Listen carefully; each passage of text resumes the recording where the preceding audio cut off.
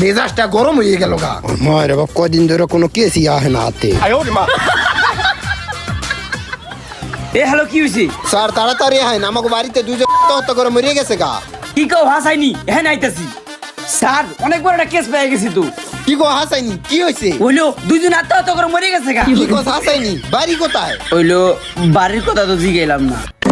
দণ্ড মূর্খ নিয়ে যে আমি সিআইডি চালু করছিলাম, সিআইডি নামে কলঙ্ক হালার করে হালায়। ভাড়া নাইতেছি। আরে এই তোমাদের বাসা কোথায়? কি মারা গিয়েছে? নরেন্দ্র মোদী ফোন দিছিল ফুরফুরি নগর থেকে।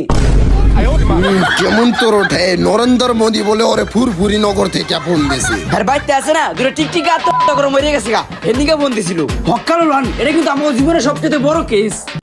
কি নিগা যে আমি সিআইডি করছিলাম, এই কপাল পড়ায় কি নিগা আমার কপালেই পড়বে।